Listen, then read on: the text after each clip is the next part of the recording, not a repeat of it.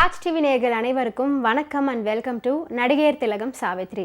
நம்ம நிகழ்ச்சியில் சாவித்ரி அவர்களுடைய திரை பயணத்தை பற்றின பல சுவாரஸ்யமான விஷயங்கள்லாம் பார்த்துட்ருக்கோம்.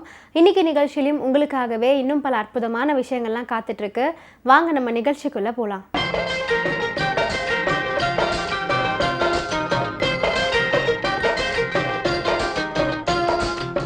வட்டத்துக்குள் சதுரம் மகரிஷி அவர்களுடைய கதை.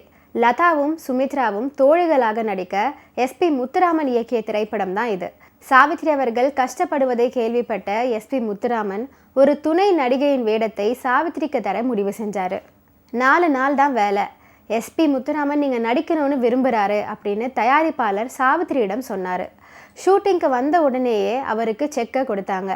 சாவித்ரி அதை வாங்க மறுத்து பணமாக கேட்டாங்க. அதை பெற்றுக்கொண்ட சாவித்ரி உடனே உணர்ச்சி வசப்பட்டு அழுக ஆரம்பிச்சிட்டாங்க. இந்த பணத்தை இப்போ நான் வாங்கலைன்னா நாளைக்கு நான் குடியிருக்க வீட்டை விட்டு துரத்தி இருப்பாங்க, என்னுடைய சாமானெல்லாம் தூக்கி போட்டிருப்பாங்க அப்படின்னு தன்னுடைய வேதனையை பதிவு பண்ணியிருக்காங்க சாவித்ரி. சாவித்ரி கோமாவில் மயங்கிய அண்ணா நகர் வீடு அளவில் மிக சிறியது. கிழிந்த அழுக்கு சோபாக்கள், காற்றில் ஆடும் பழைய திரை சீலைகளுடன் நடிகையர் திலகத்தின் அன்றைய தேய்மானம் போலவே தோன்றியது. தென்னகத்தின் ஒப்பற்ற நட்சத்திர குடியிருப்பு அப்படின்னு கோவிலில் கற்பூரம் கொளுத்தி சத்தியம் செஞ்சால் கூட யாருமே நம்பியிருக்க மாட்டாங்க. அண்ணா நகர் வீட்டில் அக்கறையுடன் சாவித்ரியை பாதுகாத்தார் ஜெமினி கணேசன். உடனிருந்து கவனித்து கொள்ள ஒரு நர்ஸையும் அப்பாயிண்ட் பண்ணியிருந்தாங்க. மலர்களைப் போல் தங்கை உறங்குகிறாள் என கண்ணதாசன் பாடல் பெற்ற பாசமலர் சருகாகி உலர்ந்து கிடந்துச்சு. தங்க கொலுசு கால்களில் தவழ தவள கற்பகம் திரைப்படத்தில் பக்கத்து வீட்டு பருவமச்சான் பார்வையிலே படம் பிடிச்சான் அப்படிங்கிற பாடலில் ஸ்ருங்காரமாக நடித்தவர் சாவித்ரி. 1981 நவம்பரில் தமிழ் சினிமாவின் பொன்விழா. வைத்திய உதவிகளுக்கும் வழியின்றி போன அவரது பரிதாப நிலையை கருத்தில் கொண்டு 10,000 ரூபாய் பொன்விழா கமிட்டி வழங்கியது சாவித்ரிக்கு. சாவித்ரி விஷயத்தில் புரட்சி தலைவர் தனது வள்ளல் தன்மையை நிரூபிச்சிருக்காரு. சாவித்ரிக்கான சிகிச்சை செலவுகள் முழுவதையுமே எம்ஜிஆர் ஏற்றுக்கொண்டார் அப்படின்னு நாட்டிய பேரொலி பத்மினி அவர்களே ஒரு இன்டர்வியூவில் ஷேர் பண்ணியிருக்காங்க.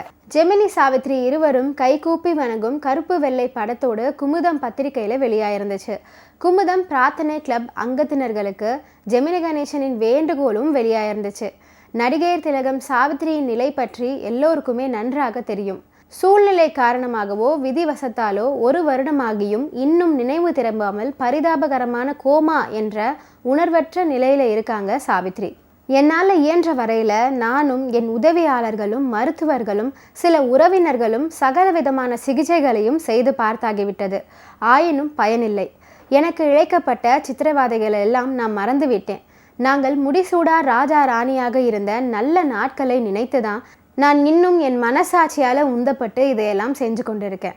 ரசிக பெருமக்களுக்கும் சினிமா தொழிலில் ஈடுபட்டிருக்கும் அத்தனை பேர்களுக்கும் சாவித்ரி பால் அன்பும் பாசமும் இணையற்ற அவள் நடிப்பில் மோகமும் உண்டென்பது உலகறிந்ததே. சாவித்ரியின் தற்போதைய நிலைமையையும் நோயும் நீங்கி அவள் நிம்மதியடைய நல்லுள்ளம் படைத்த நல்ல மனிதர்களை நமக்கு அப்பாற்பட்ட சக்தியிடம் வேண்டிக் கொள்ளும்படி என் அருமை சகோதர சகோதரிகளிடம் பிரார்த்தனை செய்து கொள்கிறேன். நாங்கள் யாரிடமும் பண உதவியோ பொருளுதவியோ கனவிலும் எதிர்பார்க்கவில்லை. யாரும் தவறுதலாக இதை எடுத்துக்கொள்ள வேண்டாம். உண்மையான நண்பர்களும் வழிகாட்டிகளும் தான் தேவை அப்படின்னு ஜெமினி கணேசன் சொன்னதா குமுதம் பத்திரிகையில் வெளியிட்டிருந்தாங்க. இன்னைக்கு நடிகையர் திலகம் சாவித்ரி நிகழ்ச்சியில் நிறைய சுவாரஸ்யமான விஷயங்கள்லாம் நான் சொன்னேன். இதெல்லாம் கேட்டு ரசிச்சிருப்பீங்கன்னு நினைக்கிறேன். இந்த நிகழ்ச்சியை தொடர்ந்து பாருங்கள். நன்றி, வணக்கம்.